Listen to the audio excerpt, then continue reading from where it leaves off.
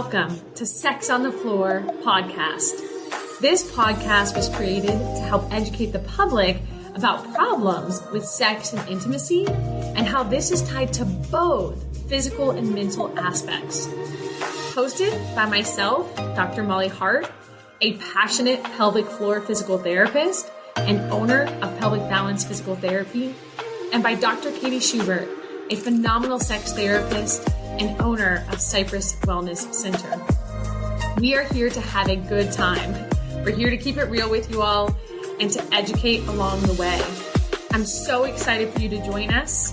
We strive to help many relationships prosper in fun, safe, and healthy intimacy. While listening to the show, please remember that this information is not meant to diagnose or treat any medical conditions. Please speak with your medical provider for all things related to your healthcare.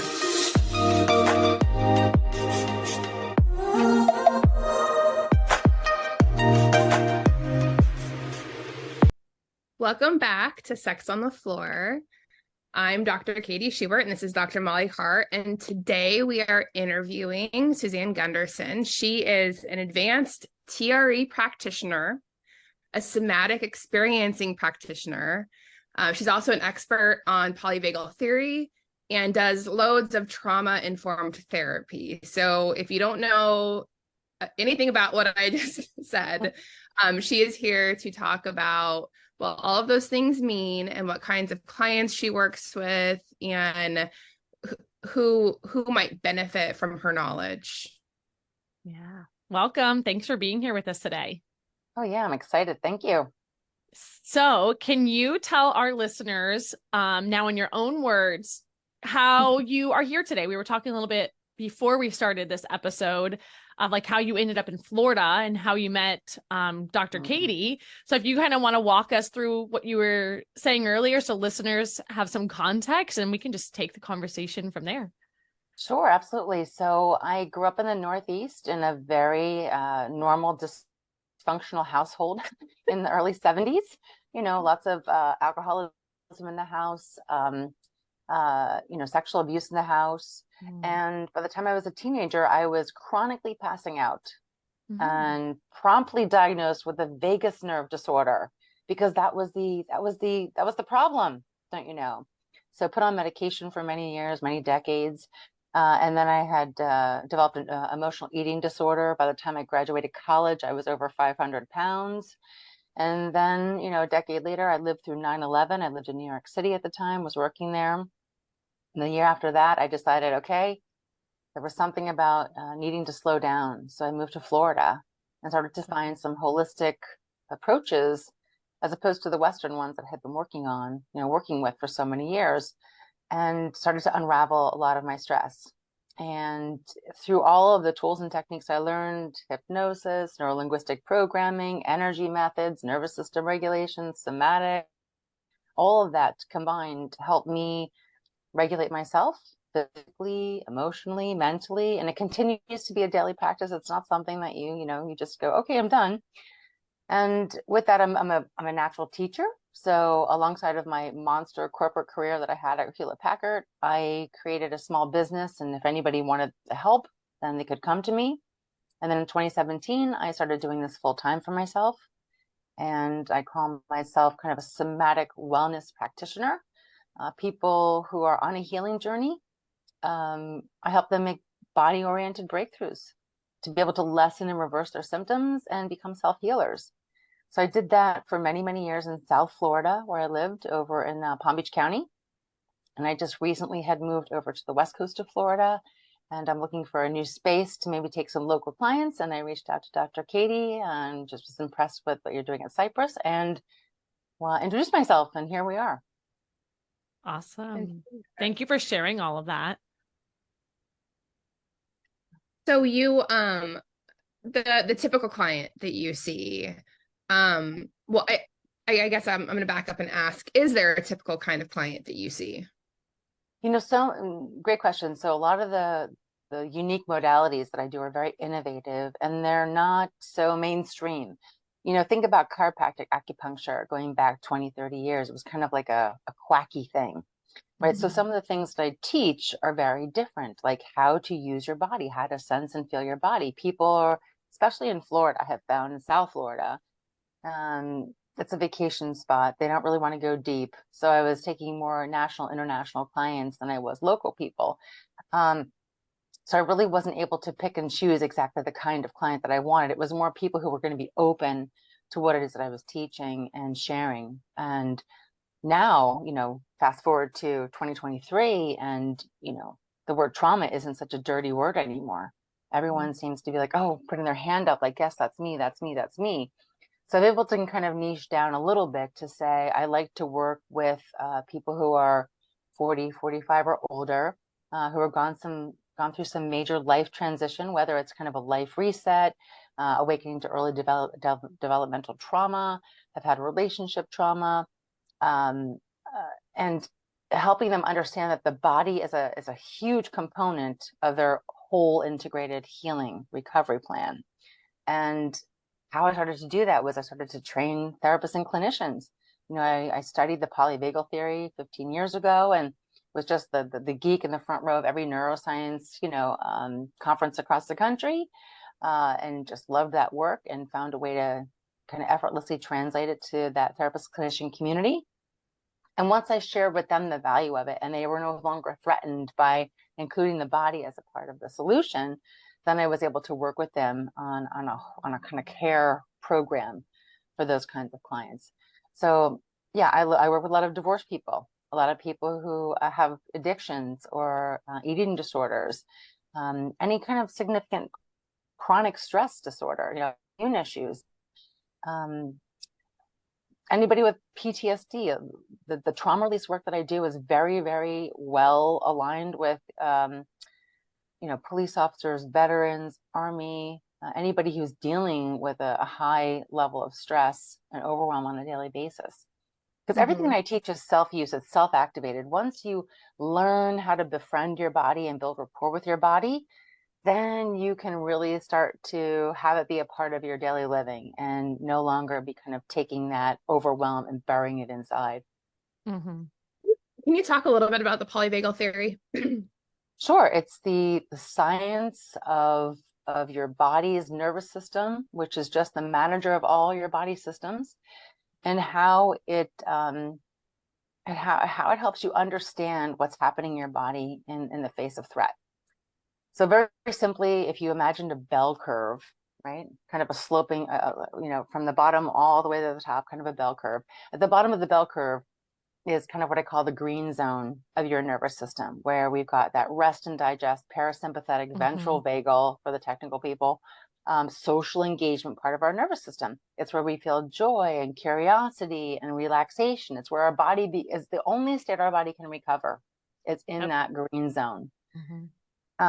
Sadly, we live in a low-grade chronic stress, which is if you left that state of that green zone and you moved up to kind of a yellow state, you'd be in something called the sympathetic nervous system, which is more where your body is mobilized, it's activated, it's turned on, it's trying to defend threat, literally defend threat by kicking, punching. If you cannot resolve that and the body just gets exhausted and overwhelmed, you get to the top of that bell curve, and that's kind of the red zone. And that's where we freeze. That's where we become kind of functional, moving people in the world, but yet we've got depression, or we wobble between freeze and fight, flight, that's sympathetic. So the top of the bell curve is the parasympathetic nervous system as well, but it's the part where we shut down. It's the part that we can't do anything about our stress. Yeah. So what goes up must come down, right? So polyvagal, is the science of understanding that our body has this amazing stress response that is developed over, millions of years. Back our most ancient strategy is at the top of that stress response, where we freeze as a survival strategy. Yeah. And then we grew into being amphibians, and we had, arms and legs, and we could fight, flight, and that's the sympathetic. So that's the more recent millions of years ago survival strategy. And now the green zone is our most modern survival strategy. This is where we have a myelinated vagus that connects our heart and our face to be able to connect with another mammal, hopefully human, mostly dogs and cats these days, because people, are finding more trust, consistent trust in the, in that animal community. But we have our human bodies are designed now to socially engage as a form of our most modern survival strategy. So if I'm threatened, I should be able to look to your facial expression and listen for your pleasant tone of voice with a nice prosody of that voice, a nice paced, speech, not too fast, just nice paced speech, and sense into a regulated heartbeat, right? To be able to help my body calm down.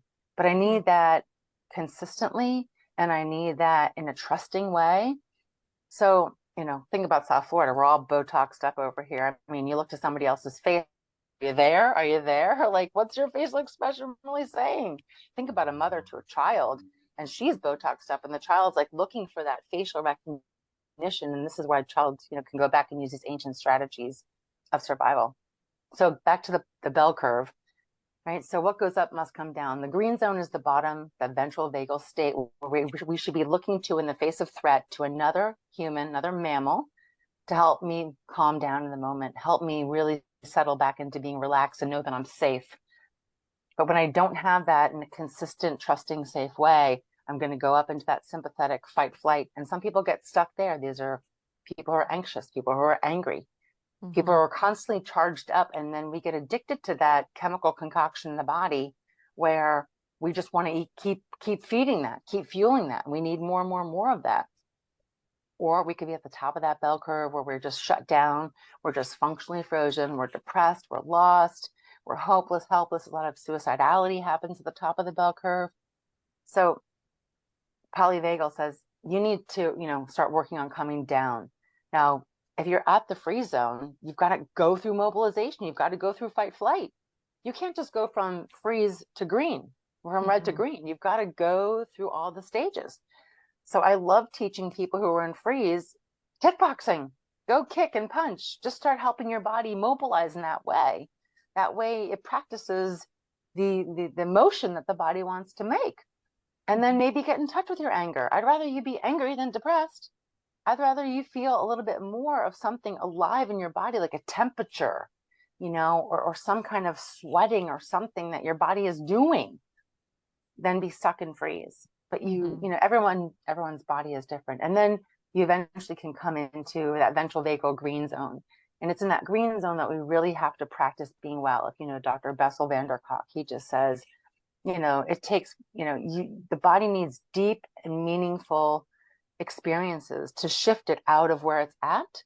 And then it takes practice to be well. It took us practice to be anxious. It took us practice to be depressed. It takes us practice to being well. So polyvagal really is just that theory of understanding that our body has this ancient strategy of survival, and that we've grown into as humans, having a ventral vagal system, which is our most modern system in our nervous system, which is that myelinated vagus nerve. Think of it as a super highway.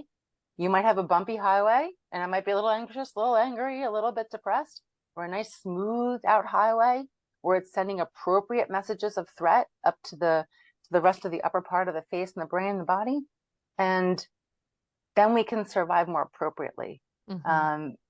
We over catastrophize a lot of things because life is just coming at us like a freight train. There's just so much all the time. And then we're overstimulating ourselves all the time. We wake up to global awareness. Our body is just like, don't get out of bed. Yeah. Loving the fact when people break plans with us, we're like, oh, we're off the hook. I don't have to go out. I can just stay somewhat relaxed in my body. When we go up that bell curve, the first thing that happens to our body is our musculoskeletal system begins to contract and squeeze in. That's the first body system that gets affected by stress. Now, that stress could be a physical stress. It could be an emotional stress. It could be a mental stress. It could be a thought we think. And we squeeze in. And then the rest of the body systems get engaged. Maybe our cardio changes, our respiratory changes. Maybe our endocrine system launched some kind of hormone in our body. And now we're just kind of swimming in that reaction. And so polyvagal helps us to know where we're at in the stages of using our nervous system as a survival strategy, and how we need to kind of start to bring some pulsation and healthy rhythm to come back down off of that, back to the green zone. So I'm always like, go green, go green, go green. How do we get there? How do we get there? And we can't skip the steps to get there.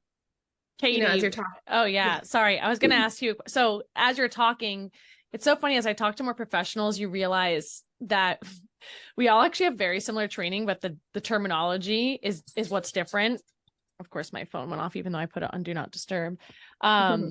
So in like the physical therapy realm, what we teach is called pain neuroscience education, which is exactly what you just described. And so I was going to ask you, Katie, and like your training, I'm sure you were taught very similar things. I was just curious, what was it tagged as far as marketing goes?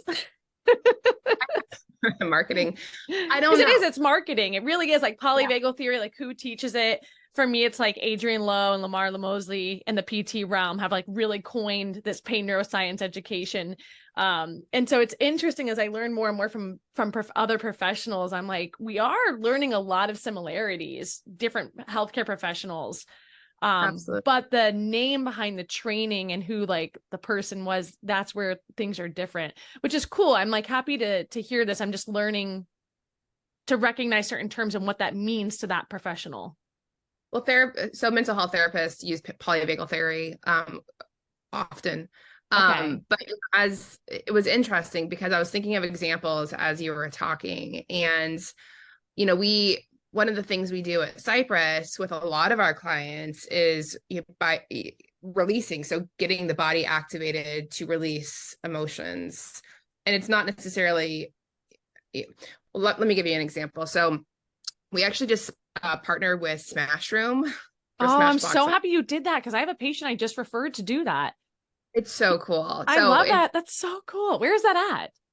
It's up in Largo. It's like 20 minutes from Cypress. He literally that was like part of his plan of care. I was like, you need to go, because he told me, he's like, I'm going to explode. And I was like, okay, that's okay, but let's do it in a way that is behaviorally acceptable. Yeah. So our therapists they're Smash coaches. So they're called in when clients or I guess whatever they call them, people come to Smashbox and say, hey, I want to do a smash, but I want it to be guided by a therapist. So our therapists go and do smashes. And it's really interesting because once the clients get going, smashing things, oftentimes the flood of emotion comes afterwards. So it sounds to me like, in terms of the polyvagal theory and what you were just explaining, they're coming down, right? They were frozen, they got their body activated, and then we saw the release of emotion that would bring them back down to closer to the green zone. So I mean, these are tactics that we all use in our services. We just do them in different ways. We're all aware that the brain and the body do this thing. And we all have different tactics to help people come down out of that red zone, which is really interesting. Because I know, Molly, you've talked about, you do the arm and the fist, like the muscles, and oh my gosh. Oh yeah. When I tell my clients about this, I'm like, something about an arm and a fist. You're so funny. No, I love it. No, I mean, God, as a physical therapist, that's the biggest thing, is connecting the body and the mind together and helping people. Because the biggest challenge I have, Suzanne, is I do what you're doing, but then I'm working with bodies that are so broken, physically broken, that they physically can't just go join a class. They can't just go smash. Actually, if they were to do that, they would flare their physical body so bad. So it's teaching them to move, that movement can be safe. They actually get truly fear avoidant to move, because it causes such a detrimental response to them. Typically, because of stress and anxiety being so chronic and getting to that frozen state. And it's interesting, there's a book I just recently read, and they categorize stress as like stress type 1, 2, and 3. And if I think about your bell curve, like stress 1 is actually beautiful. I tell people sympathetic state has gotten like a bad rep. It's actually a beautiful state to be in. I'm like, we are so productive. When you're in sympathetic state, I tell my patients, I'm like, just like kill it at work, go to the gym, like get a great workout. And then when you're in parasympathetic mode and you're with people, we're at home resting, be present there. So like just really learning to be present and aware of what state you're in. But yeah, it's the fist thing that has to do with what's called like active insufficiency and passive insufficiency. So that's a totally different thing. But you explained it with the parasympathetic and the sympathetic, right? Or am I completely misremembering what you explained? You're misremembering, but that's okay. I that is one of my favorite examples. So I know this thing too, but it's not that. So are you talking about the brain thing? You're not talking yes, about Dr. this. Siegel. Yes, the brainstem. You're talking about this, Katie. Okay, real quick for listeners. Let me just go there and then we're going to move on because it's not related. But so Suzanne had mentioned earlier, you know, how the body muscle tensions is one of the first signs that, and then actually one of the most typical first signs we see with stress and anxiety being high is actually GI shutdown. And so a lot of people start to have nausea, heartburn. A lot of times they'll have ulcers when they go get an endoscopy done. And they're like, I don't know why this is happening. And it's because of stress. So a lot of times stomach issues tend to be a very first sign that people aren't able to calm themselves. But the pelvic floor and the shoulders and the neck and the jaw are huge in that muscle guarding. So our big muscles guard and our postural muscles start to actually not guard as much. So we get a big imbalance. But the pelvic floor, unfortunately, we know this if you look at dogs, right? So if you look at a dog and they're stressed, they hunch and they tuck their tail. And so the research shows as humans, we do the same thing.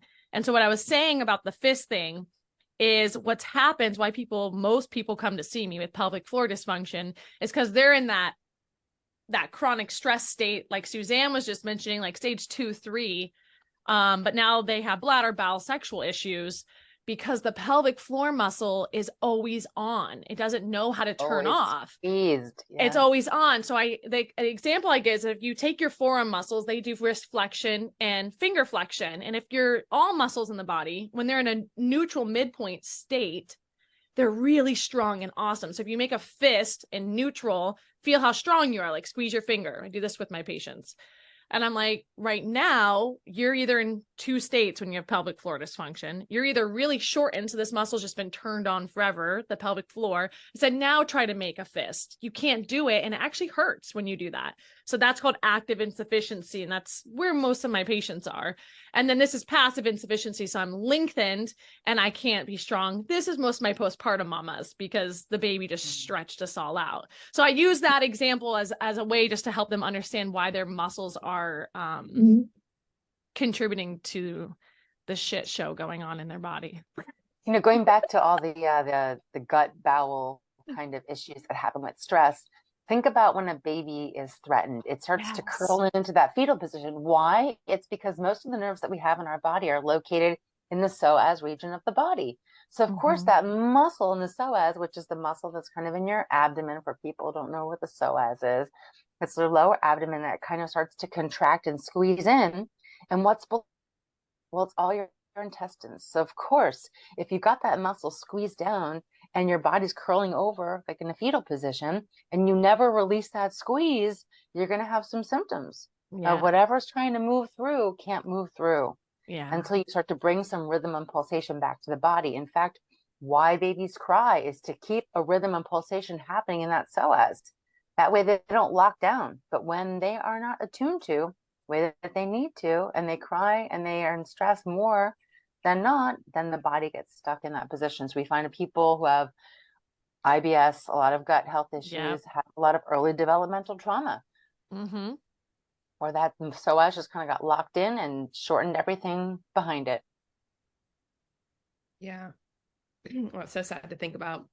But yeah, and also like in terms of like the somatic therapy, you know, not only is that the case, but when clients we see don't have any sense of what's going on in their body, they usually also have that early developmental trauma. Like if they're like, well, we always ask clients how they're feeling, like, what, I'm feeling angry. Well, where do you feel it in the body? I don't know what you're talking about. Like, what do you mean? Or, I'm feeling happy. Well, where do you feel that in the body? That question, like that question doesn't make sense to a lot of clients because they're so, or they always answer it that it's in my head, and you're exactly. like, it's actually not. Exactly. But people are terrified to feel feelings. They just don't feel safe to experience feelings. Maybe they don't have safe co-regulation around them, consistent quality co-regulation. Yeah. I think it's too like a lack of training. I mean, if you grow up, we think about everything that we learn in the first 3 years of our life. It's the most important time frame of our life, 0 to 3. If you, as a child, were never taught a name of an emotion, number one, how do I recognize it? Number two, if most of the time you were taught, when I act emotionally dysregulated, I'm told to shush, to stop, I go to timeout, like I'm punished for it. Well, I'm going to start to really disconnect from that part of my body. So I think a lot of it too is just like their human brain, it doesn't know how to tap into that intuitive feeling because it was literally programmed out of them. Not that we can't get back there, but it takes work. I can't even, and think about how many kids are raised like that. Probably a lot, probably a majority. Oh, generations. Yeah. I feel like what's happening now is that, like, we're just living in very transformative times where we're unraveling a lot of these belief systems that had us living in cycles of self-betrayal, whether they were groups, organizations, institutions, cultures, religions, and they're all control based and by having us betray ourselves. And so the body had to lock down. If we betrayed ourselves and we said no to the body, well, the body's going to be stuck there. And so now we're looking at all these things around us that we have subscribed to, groups, organizations, cultures, institutions, religions, jobs, friends, activities, and we're watching them dismantle in front of us to a certain degree. And it's liberating our body from being attached to that stuck place. But we're walking this hallway between what was and how we lived and where we're going. And it's kind of this very precarious, oh my gosh, I have to be in my body. What does sensation feel like? So when you're saying, Dr. Katie, about how people are like telling me, oh, anxiety's in my head, stress is in my head. Well, somatic experiencing is the first step to helping people become aware of sensation in the body, right? Rub your hands together. What do you feel? Right? Rub your foot on a spiky ball. What are you feeling? Do you feel a temperature change? Do you feel tingly? Does it feel tight? Just even the smallest bits of somatic experiencing. Somatic means body. Experiencing means experiencing what's happening in the present moment. And then once you start to begin having awareness that you have a body, then you can go from there and start unwinding the tension pattern, which is the first place we need to start. Because the issues in the tissues, they say all those issues that we have are buried in our fascia, which is that cellulose, fibrous, gluey stuff that holds our whole musculoskeletal system together. And so you can go and get, myofascial release or cupping or some kind of like very manual, painful type of fascia release, or you can learn how to naturally loosen that fascia of your body and be able to allow those muscles, joints, and tendons to kind of flank around underneath and unwind and become more rhythmic and become more organized. And then when the body settles into like a nice calm state, because I'm no longer holding onto a tension pattern, then it can restore. Remember that green zone requires the musculoskeletal system to be in deep states of relaxation for it to recover. We cannot recover in fight, flight, freeze. We can't. We attempt to lose weight. We attempt to have better conversations. We attempt to do other things when we're there. And it's just not going to happen. Yeah, that part for the loss of weight, I tell my postpartum mamas a lot. They're like, I don't know why I'm not losing weight. And I'm like, well, as long as unfortunately you're in this high stress state, it's not going to happen. And I said, there's unfortunately going to have to be some acceptance to that. I think it's important we listen to the danger messages that you're feeling right now, which is that you're trying to raise 2 kids, your husband doesn't help, and you're working full time. And in all reality, you're overloaded. And so as long as life stays like this, unfortunately, like this is going to be the state that you're in. There's no shortcut around it other than changing your environment. So we talk a lot about that. Like what changes are you willing and able to make right now? But it's hard. It's so hard being a human, I think, in today's society too, because to have a balanced life, number one, requires an incredible amount of education. Like all 3 of us, we understand this stuff. And think about how much work we are actively putting into our daily life and our decision-making and our habits, the things we're deciding for our families to allow for this. 3 very educated women. So like you take the general population who doesn't know this. And I'm like, oh my gosh, like we're so doomed in a way.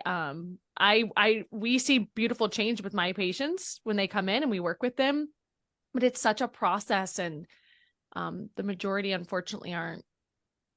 Well, I mean, we have just the last few decades, healing has always meant talk therapy. And Yeah. I think a lot of people who are just done talking or don't want to talk or have just symptoms that they can't, that they're ready to try anything. They're ready to try anything. Yeah. And so we're living in those times now where people are more open to these kinds of, and my first step was to train therapists and clinicians because they're part of the problem, because they kept telling people this is how you heal. But yet the mind is the last part of the healing process. It's the final piece. Going back to my version of the fist, which is the Dr. Dan Siegel version, right? Yeah, You think Dr. about, Dan Siegel, yeah. right? You've got the brain stem here's at your wrist, underneath, if you squeezed your hand kind of and you turned it to the side, underneath is the limbic system, the emotional system, and the top is the neocortex where you think rationally. This trying to reframe this story when the body is overwhelmed down here, you can't do it. You just can't do it. You can't do it long term successfully. But when you calm and deeply relax the body and help the body begin to recover, well, then your emotions are able to be tolerated. You have much more capacity, aka resilience. You have ability to think more clearly and more broadly than you could when your body's overwhelmed. I always tell people, you see somebody who's hysterical and you tell them, calm down. How well does that work? It doesn't work because they can't think clearly about it. They're in the middle of a tornado. You have to show them how to deeply relax the body. And from there, then they'll be able to, handle the emotions coming up because they'll move through them. They won't be resisting them. And the thinking mind can open up more clearly. Yeah. Most therapists, I mean, maybe back in the day it was more cerebral, more CBT based, but I think a lot of therapists today do incorporate more somatic based therapies because, you got to get your body on board. But one thing I wanted to mention previously, and I'm a trained sociologist, so this is all, I have a few degrees, but sociology is one of them. What's important to remember, I think that this might seem overwhelming to a lot of people who are listening. And I want to say that children naturally know how to do a lot of this, and our society corrupts them or damages them, or families of origin damage them. So I think what's really important, condition, damage, condition, whatever. Yeah. I think what's important to remember, if you are a parent, if you are raising children, that you can mitigate so much of this by helping your children be in touch with their bodies and what their bodies are telling them about their life experiences. Our 5-year-old always talks about how his body is reacting to emotions. His tummy tickles. That's what he says when he's happy. Sometimes when he gets really upset, we ask, well, why did you do that? Why did you hit your sister? My brain told me to, and we have to tell him about, we teach him about why that's the case and maybe how to, calm down. We show him how to co-regulate, which is, what Suzanne was talking about previously with the mirroring. Adults need to show children how to react to tough situations by putting that on their face and deep breathing with them. So a lot of this can be mitigated by parenting strategy. So it's not an all is lost. This is, what the future of our society is going to look like. We can make sure the damage or the conditioning doesn't occur in the first place. Yeah, I'm excited to see. So much more aware now. Yeah, I'm excited to see like my generation, Katie's generation of parenting. I mean, I think we're doing such a better job at teaching our kids this because we know now. I mean, gosh, it's all over the internet. And I'm excited to see what type of adults that produces. Just being so in tune really is what it like. My biggest thing that I just strive for is just teaching my kids to be so in touch and in tune with their own body. I don't think there's anything more important. It's like every time my kids get hurt, I don't even know if they're hurt. They fall, they look like they injured themselves. The first thing I do very calmly is just say, what is your body saying? What does your body say right now? Is it hurt? Does it feel okay? Like, I'm just teaching them to check in. Like, don't look for my emotion. Don't look for other people's emotion of whether or not you are or not hurt. Like, check in. And then validating their choices. Like, every time my daughter makes any choice, I'm like, great choice. It was a good choice because it was your decision that you made, not somebody forced on you, especially with social media being so ridiculous now. I don't even know how to approach that with my kids because I didn't have it when I was growing up to this level. But I'm like, there's so much influence now and you're just so bombarded that it's confusing people. Like Suzanne was saying, I love that you said that. Like we're kind of in this leeway portion right now where we're breaking down these intensive structures, but we don't have new structures built. And I think it's extremely confusing for a lot of people in the teenage 20s age. I think we're seeing that there's a lot of stress and anxiety related to that, because then what do they look to for a structure?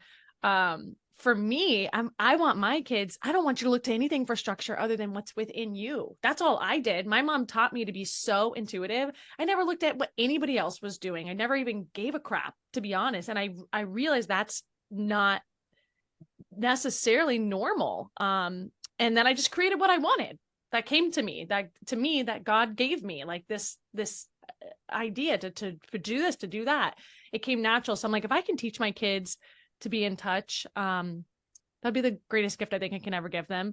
And last little thing is, if you're a parent listening, there is a course called Big Little Feelings. Have you heard of that, Katie? I think so.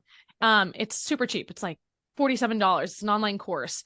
There's 2 people on there that are teaching it, and it's such a great course. You can just binge listen to it. I would say listen to it if you can listen to it 2 or 3 times, so you can actually retrain yourself, parents, because that's what it is. Such a great way to understand how to teach your kids to understand their body and just parent toddlers, because they're difficult. Oh, yes. But it works. Like I listen to it. I love their teachings. You know, Dr. Stephen Porges in the polyvagal theory says that, you know, we need to help learn how to move fluidly through all of our human designed, stress responses. We don't need to never be in sympathetic or parasympathetic freeze. Yeah. There are times where those things are warranted. We just don't want to get stuck there. So how do we begin to harmonize the body and the brain together? Is you have to start sensing into the body. So it's so beautiful to hear both of you, giving tools and tips to within your own families, to honor what you might be experiencing in your body, like the tickle in the tummy, or, how are we feeling today? To put those 2 pieces together, because it's really those impulses and urges that we're going to be directing our life by, like you, Dr. Molly, just going, oh, I felt it and I went out and I did it. Most people don't feel it, so they don't feel that intuitive impulse. And when they do, they suppress it and they put it down. Yeah, they suppress it. Just override, it's the evolution of our thinking mind that has just like decapitated the head off the body, and the body is sitting here, to Dr. Bessel von Vanderkolk's point, keeping the score. So how do we put the head back on the body and harmonize these 2 things and then move fluidly through life, knowing that everything that we experience, when you said, hey, good job, it was your choice. We have reactions to life and we have behaviors and thoughts and things, and they're all appropriate. We just don't want to get too much of something, enough of something else, or get stuck somewhere. When I work with people, I say, look, line up, like 10 cans in front of you, and they're all equal size. So everything that belongs inside of you is welcomed in those matching sizes. We just don't want we don't want one to be a gallon size, the other one being a little tiny little can. So everything belongs. It's just, how do we move fluidly through those things? That's the transformative times we're living in, is how do we put that back together now that we're not being controlled by these external organizations and structures that existed to keep us all kind of safe in their own way. Nothing wrong with that. It's just, we're beyond that now. And we're just moving much more quickly in our evolution. Yeah. And information spreads so much quicker too, which is scary, actually, a little bit. Good and we scary. wake up to global awareness, you wake up and you look at your phone, you can see what's happening across the globe. I have a question about that for you all, because I have my own ideology about it, but I'm not saying it's right. It's just how I've chose to live. What do you think about that people have the ability to know every little thing that's going on in the world? That's typically bad, all the bad things that are going on in the world. What do you think about that for society? It can also be good things, right? Like medical advancements. I mean, if you think about how we're using information and knowledge nowadays, we're progressing so much faster than we used to because we can share knowledge. Information, yeah. So, I mean, there are a lot of, and, when social movements are so much more effective now because of information spreading, the fact that, social movements can rally lots of people all over the globe to be in a certain place at a certain time doing a certain thing. I mean, there's a lot of really great things that come from that. But you're right. There's also a lot of negative things. Well, no, I think all that's good. I guess my question is, what do you say to patients? Because I have some patients who they come in, they're just like devastated. They're finally doing better. They come in, their whole affect is down. I'm like, what's going on? And I'm like, oh, because of the war. And they're telling me, I just can't because of the war going on. And it just destroys their whole month. And I have a problem with that. I do. I understand it. I'm validating what's going on, but I'm like, why we allow things that are so much bigger than us to just destroy our personal environment. And it does, I'm not going to lie, it bothers me because I don't feel that now, if we're going to do that, if we're going to allow all these negative things that are happening in the world, which will always happen, to me, I'm like, we're all sinful beings. There's always going to be devastation. I'm not saying this is the right way. This is where my mind is currently in my life. And I'm like, but if we focus on that, then we're letting that zap our energy. And now we're not able to go out and energetically give our gifts to the world. And so something that, like, what do you do with patients that are clients that are just so hyper-focused on what's going on globally in the world and not really present with what's happening right in front of them? Well, what's happening to them? What's happening to their bodies right now? Right? They're just addicted to that stimulation. Yeah. And addicted to a lot of stimulation. and there's a lot of stimulation to be consumed. Too much. Yeah. So much stimulation. And it's hard because it's literally these things like the phone, the TV, all these apps, they are designed to really maximize manipulating the human brain into being addicted to it. So I'm like, we're working with our clients to help with it, but I'm like, gosh, it's so frustrating. I do get frustrated by, well, I tell people, I think focus is the biggest skill of the future. I agree. Focus. And we don't have focus. We are conditioned to be disorganized and unfocused and shiny thing, squirrel, we don't have to be labeled ADHD to be distracted. I mean, it's just, you get on the highway, you're distracted. Yeah. How do you focus? So I think focus is the biggest skill. And you think people look at celebrities or pro athletes and say, well, how do they do it? Well, they've got a team of people that have supported them. Maybe they had a very nurturing co-regulatory scenario growing up. And so they were nurtured into this environment of being able to focus on what thing is that they want to do and have everybody else take care of the surrounding things. Yeah. And keep them conditioned to be focused. That's our journey. I agree. I think that's one of the best skills you can learn in today's society. It's really having control over your human brain in all seriousness and not allowing it to just get distracted so easily, like this little squirrel brain, and then allowing yourself to stay focused on what is truly important and meaningful in life. But right now, in the meantime, we're just all little drug addicts. We just get the little dopamine hit, like, oh, we got a like, or I like this thing, and now I get to see the next thing. And it's like, we went from having, 4 TV channels in the 70s to having 50 channels. Then there was 800 channels. Now everybody is their own channel. You go to YouTube, yeah. Everybody has their own channel. Dr. Katie, what do you think? And I see you thinking. Oh, my approach would be to validate those concerns. Like I work with a lot of trans clients, and in the state of Florida, there are legislative policies going through that they're rightfully concerned about. There are a lot of people rightfully concerned about the war, and the, everything that's going on globally. So I think that, my job as a therapist is to validate those concerns. They're real, they're significant, even though they're not happening in the person's life right in front of them, right? They're experiencing it. And ignorance is bliss. I wish that we could all live in our own little bubble and not have to think about what's happening globally, but we can't. And a lot of things will eventually affect what's right in front of us, like the trans clients that I mentioned and what's happening in Florida. Yeah.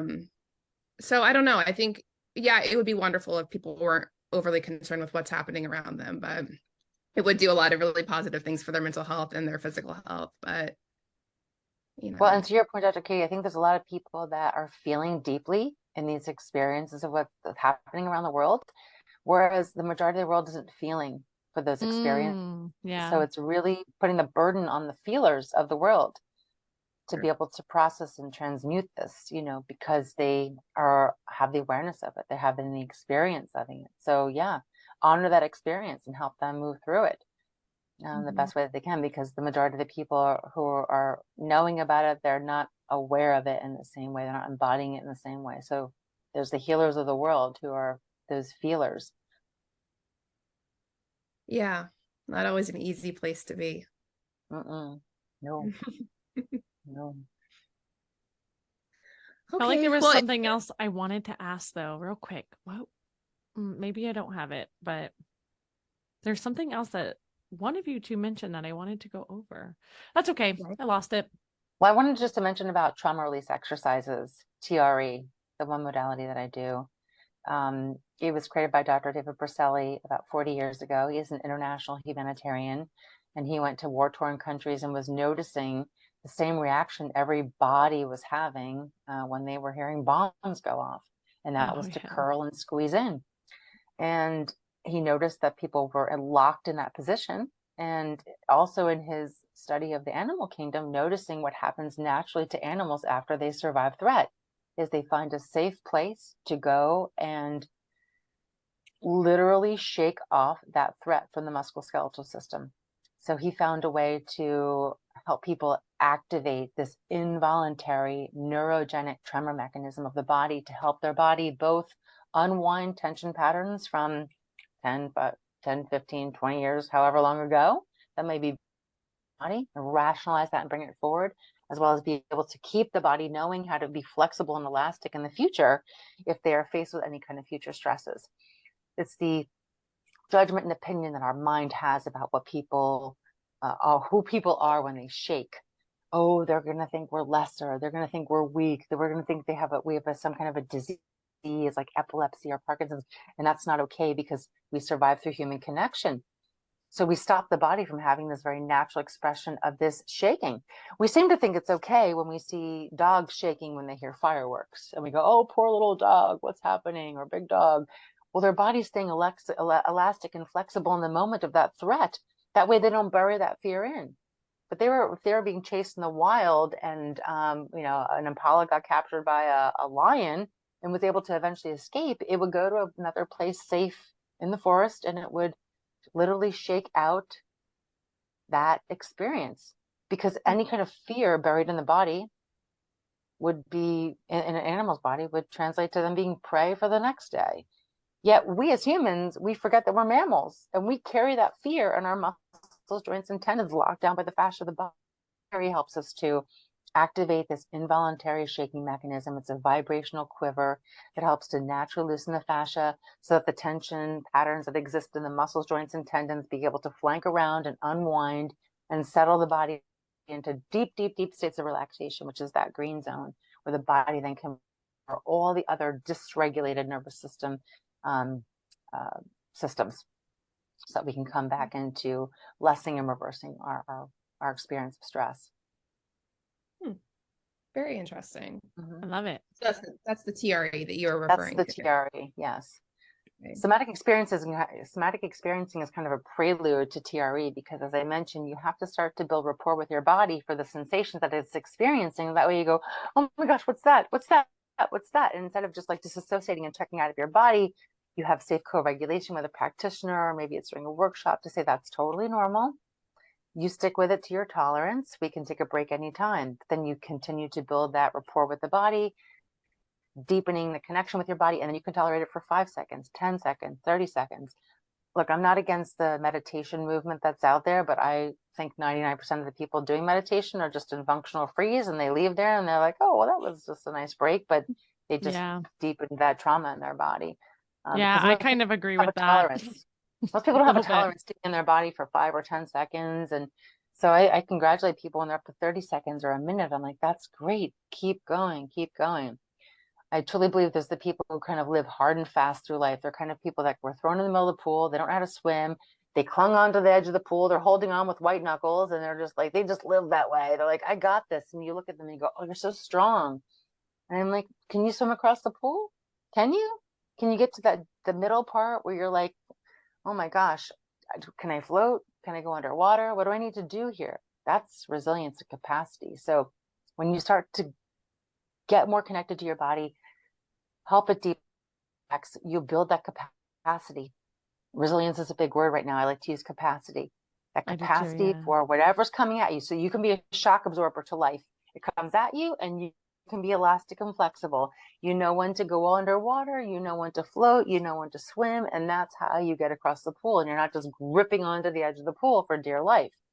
Yeah. Those people develop pain and disease, physical, emotional, mental. And then we go, oh, they died of that. They died of that. Oh, they had, no, building capacity is the name of the game. You got to be able lift the hand off the side of the pool. Oh, I can. An analogy I've been using for capacity that I like, that I want to share is, you know how we always talk about financially, we want an emergency fund, because that's really your capacity for your finances, is make sure you have an emergency fund, because when life throws shit at you, you've got it there. So I always tell my patients, once they get to a level of what I call like baseline, they can do everyday basic life, no large stressors. But then a large stressor will come in and flare them physically, emotionally. I'm like, okay, so now we're going to work on building your emergency fund. This is your capacity of your body. So I said, it's now that we're in a safe space in life and we have the time to build capacity in your emergency fund, let's really work on that. So that way, now when life throws all these different random things like a hurricane and you have to pack up your whole house, you physically can do that and not be now flared for an entire month and have to come back to physical therapy. So it's so, yeah, I love that. Yeah. Capacity. That's a great analogy. It allows them to understand it more. I found, I don't think people, when I say capacity and resiliency, they don't get it. My patients don't seem to fully understand what I'm saying, but when I say that, they're like, oh, okay. And then I tell them, when life is hard, like when my patients are in a state of just like total freaking hardship, like sometimes we just are in a state of hardship, I'm like, your job right now is not to build capacity. I said, your job is to survive. Let's make sure we don't decondition. Let's make sure we don't go backwards. So how do we survive this period and at least stay here? And when things calm, we can start to build that capacity. But I'm like, ain't gonna happen right now. So there's some roller coaster rides that you can watch on YouTube videos that are like the couples that go on those slingshot roller coasters. And there's just two of them, and you watch people's reaction to it. And some people are like having the thrill of their life, and you're just like, oh my gosh, how are you doing this, right? And other people are just screaming or have the death grip onto the handles, and other people are completely frozen, eyes bugged open, mouth and jaw just dropped, frozen the whole entire time. So interesting to see that every body has a different level of capacity, different level of resilience, different level of their emergency fund, and yet we judge each other like we're exactly the same. We're just not. You just can't judge a book by its cover. You think, oh, big, strong, burly man, he might go into freeze, you know. Whereas the tiny little might stay present in the experience of threat. So I like to always explain it a lot to my postpartum women, because postpartum women are so judgmental on ourselves. They're like, well, my friend, she already lost the weight and she's doing this and that. I'm like, please stop comparing. And so what I'll do is I'll list out what's going on in their current environment, like what danger and safety inputs are currently happening. And I'm like, what does your friend have? And like, oh, they have a husband who's supportive, who's home. Oh, they have their whole family. Oh, they have a nanny at home. I'm like, okay, so they have all this safety input and you have zero safety support right now, practically. And I'm like, you cannot compare yourself. We're all going through our own different experiences, but again, lack of awareness of what our body is reacting to allows you to not really give yourself that grace, I think, that we all deserve to give ourselves. So true. Well, this was great. Thank you so much for sharing all your wisdom. And I love hearing from other providers the way they word things, because certain people will hear certain things said a specific way and actually like grasp it. And so I loved all your little analogies and the way you explain stuff. Okay, last little thing, and then we're going to wrap it up in a minute. Can you just share one brief little thing you would say right now to start with somebody who maybe is in that really intense frozen chronic state? What's one action move they could do right now? Oh, I'm so glad you asked this because there's 3 things I love to teach that are very, very simple. First is I want you to exhale. When we're stressed, we hold our breath. And a lot of people say, just breathe. What does that mean? People often take in more air. What we really need to do is exhale. So if you're stressed out, just audibly exhale. That's easy thing that you can do. That exhale is going to do a couple things. It's going to vibrate the vagus in the back of the throat and help that calm down, smooth out. It's going to signal to your body that threat is over. And then you're going to be able to start to recover. Another thing I love to do is you take your feet. If your feet are I'm making a motion with my hands as my feet right now. Yeah. But if you just lean into the outer edge of your feet, smash your toes like a ballerina and start to bring some groundedness to your feet. You can be in your shoes, you can be on a carpet, on tile, you can be outside, wherever, and start to notice when you start to, stretch your toes, stretch your feet a little bit. You feel that burning sensation. Your feet will get heavier, and this will help us get out of our head and back into our body again, right? Yeah. And the last one I love to do is just squeeze all your muscles in and then release them. Squeeze everything in. So you want to just tighten all your leg muscles, squeeze your toes onto the floor or in your shoes, shrug your shoulders, straighten your arms, make fists with your hands, squeeze everything and release, and do that a couple of times and start to bring some evenness of your experience of your body, to your awareness. So those 3 things are something you can start to do right now that are very simple. That'll help you stress regulate in the moment. So exhale, even humming is great. The list goes on and on. But just simple things, just learn how to operate our body and help our body deeply relax. Thank you for that. So if you're listening and you feel like you're in one of those states, just some simple things that you can hopefully leave this episode with. And just know there's always so much hope, and our body is incredible. Our nervous system is super adaptable. It's always adapting. You're never stuck. You can always adapt. Just your choice of which way you're going to adapt. All right. Well, thank you so much, Suzanne. This was wonderful. Thank you all for listening to this episode. If you guys have any questions for us, please email us. You can message us on social media. We'll make sure that we have all of Suzanne's information so you can contact her as well. And you guys have a beautiful rest of your day. Thank you.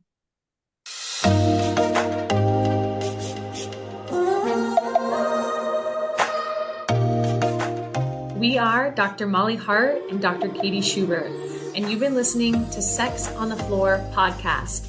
We really hope that you enjoyed this episode. If you have any questions and want to get in contact with us, you can follow us on Instagram at Dr. Molly Hart and at Dr. Katie Schubert, on Facebook at Pelvic Balance PT and at Dr. Katie Schubert. And for more information about us on our websites, you can find us at pelvicbalancept.com and at drkatieschubert.com.